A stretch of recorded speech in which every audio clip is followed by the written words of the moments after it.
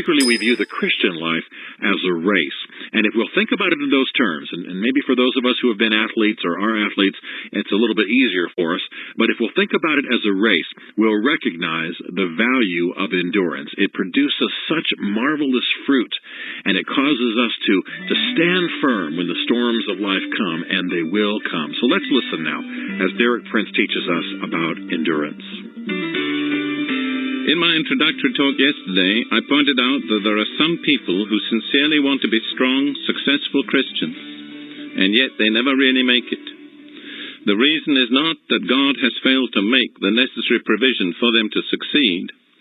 Rather, it is that they are not availing themselves of all that God has provided for them. I suggested that building a strong, successful Christian character is like baking a cake. Various ingredients are needed. If one of the essential ingredients is missing, you can go through all the procedure of baking, but the cake will not turn out right. The particular ingredient of a successful Christian character that we're looking at this week is endurance, or perseverance. Both words are used. I pointed out that there is a specific process by which this element of endurance or perseverance is produced. For instance, we looked yesterday at Romans 5, verses 3 and 4. Not only so, but we also rejoice in our sufferings, because we know that suffering produces perseverance, perseverance, character, and character, hope. So there's a process. When we go through suffering and hold out and don't give in, that produces endurance or perseverance. Endurance or perseverance, in turn, produces real Christian character. And out of real Christian character there comes hope, a kind of serene confidence with which we're able to face anything that comes against us in life. We also looked at the words of James in his epistle, chapter 1, verses 2 through 4. I'll just recapitulate briefly before we move into the new material for today. James says, "Consider it pure joy, my brothers, whenever you face trials of many kinds." I never read those words without asking myself, is that my reaction to trials? Let me ask you, is that your reaction to trials? When you face trials of many kinds, do you consider it pure joy? I wonder if you can give an honest answer to that and feel satisfied. Let's read it again. "Consider it pure joy, my brothers, whenever you face trials of many kinds." Why? Because you know that the testing of your faith develops perseverance or endurance. Perseverance must finish its work so that you may be mature and complete, not lacking anything. See those words, they're very strong and significant. Perseverance must finish its work. You cannot become the kind of Christian that you want to be and that God wants you to be without perseverance. That's essential in the total process to make you mature and complete and not lacking anything. Today I'm going to share with you further insights on this theme of endurance. These will be taken mainly from the Epistle to the Hebrews. First of all, we'll look in Hebrews chapter 6, verses 10 through 12. God is not unjust. He will not forget your work and the love you have shown him as you have helped his people and continue to help them. We want each of you to show this same diligence to the very end in order to make your hope sure. We do not want you to become lazy, but to imitate those who through faith and patience inherit what has been promised. Let's look at what the writer is saying there. First of all, he's writing to people who had a good past record. They'd been faithful in their service in the past. And he says, God isn't going to forget that. He remembers it. But your past faithfulness by itself is not enough. He urges them that they need diligence to continue. Don't change. Don't give up. Don't drop out of the race. Don't fade away. He warns them against laziness. We do not want you to become lazy. I think not nearly enough is said in most churches against laziness. Laziness is a deadly sin. We speak against drunkenness and things like that, and adultery and fornication, and we have every right to do so. We must. But in many ways, laziness is just as deadly a sin as any of those. And yet so many Christians get away with being lazy. They're never even rebuked. They're never challenged. We do not want you to become lazy, but to imitate those who through faith and patience inherit what has been promised. Notice, in order to inherit God's promise, in order to enter into all that God has provided for you, you need not only faith, you need patience. You've got to hold out. You've believed, you've done everything that God said, but you haven't yet seen the result. Nothing has gone wrong. The next ingredient has to be mixed in. After faith comes patience, holding out. Let's go on to Hebrews 10:35 through 39, some very solemn words. So do not throw away your confidence. It will be richly rewarded. You need to persevere. The reward comes to those who persevere. That's the implication. Let me say those words again. You need to persevere, so that when you have done the will of God, you will receive what He has promised. Notice there's a gap of time between doing the will of God and receiving the promise. We do the will of God, we say, God, you've promised this and this. We don't necessarily immediately see what God has promised.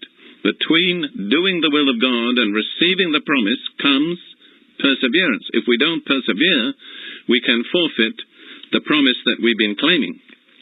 The writer goes on, for in just a very little while, he who is coming will come and will not delay. But my righteous one will live by faith, and if he shrinks back, I will not be pleased with him. But we are not of those who shrink back and are destroyed, but of those who believe or go on believing and are saved. Man, I want to get there. I want to get to the point where I can actually do what James 1, verses 2 through 4 say.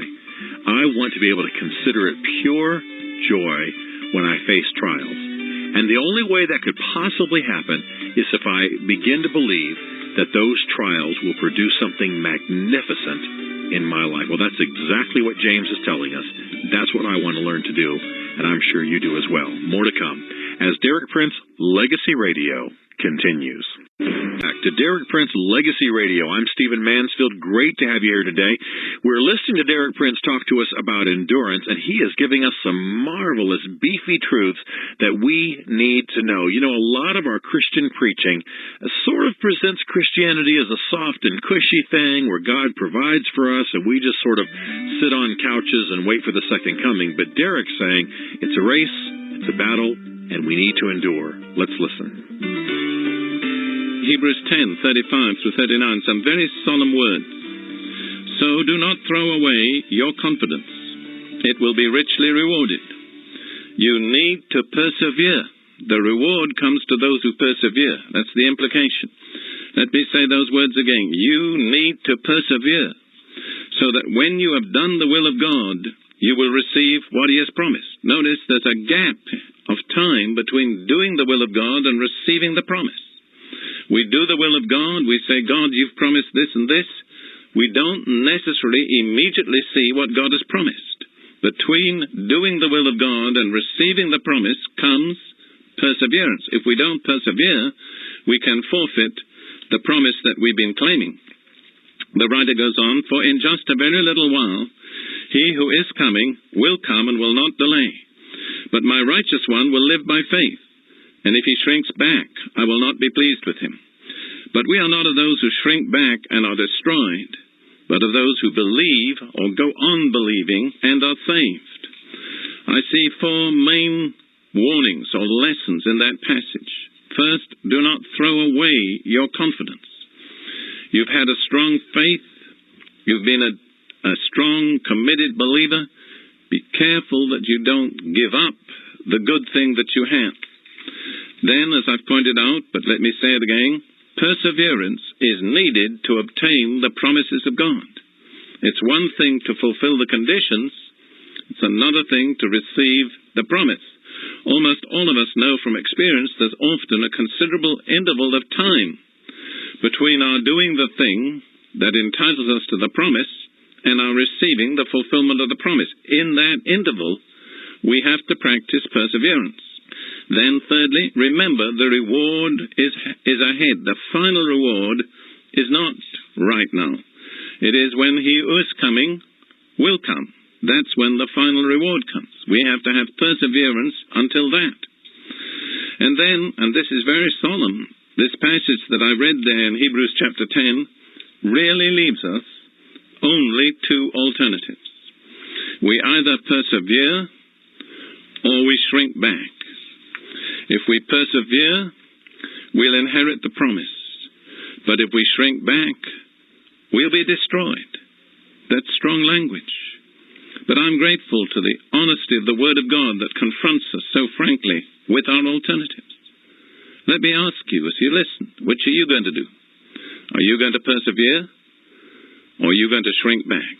My prayer for each one who hears me is that you will persevere. That's my intention. That's my aim, to persevere, to receive the promise. Let's look at the third picture in Hebrews about this same need of perseverance or endurance.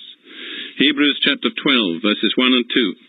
Therefore, since we are surrounded by such a great cloud of witnesses, let us throw off everything that hinders and the sin that so easily entangles, and let us run with perseverance the race marked out for us. Let me emphasize those words, let us run with perseverance the race marked out for us.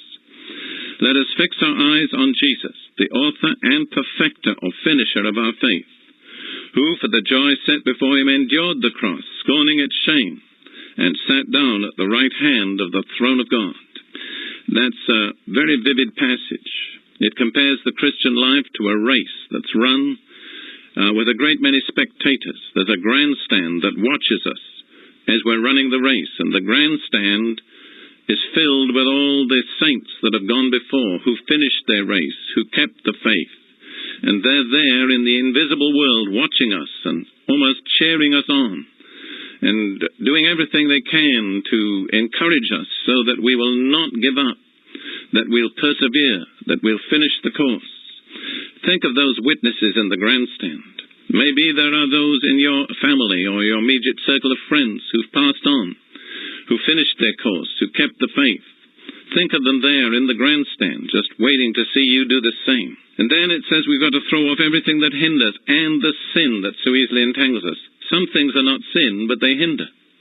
When an athlete is going to run a race, he doesn't fill his pockets with all sorts of unnecessary things. He strips down to the barest minimum of everything that he has to wear. Otherwise, he has no hope of winning the race. There are a lot of things in our lives which are not sinful, but they're not necessary. And if we're going to run the race, we're going to have to not merely get rid of sin, but get rid of those other things that hinder us from running the race. And then, bear in mind, the Christian life is not a 100-yard dash. It's a marathon. It's not a question of how fast you can run. The question is, can you endure? Can you hold out? Let us run with endurance the race that is set before us. And then there's a final word of counsel. Fix your eyes on Jesus. He's the pattern. He's the example. He's the one who endured. He went through the cross. He went through the opposition. He went through all that came against him, but he endured because he saw what lay ahead for the joy set before him. And bear in mind, he's the author and the perfecter of our faith. Not merely did he begin the job, but he'll finish the job if we keep our eyes on him and follow him with endurance.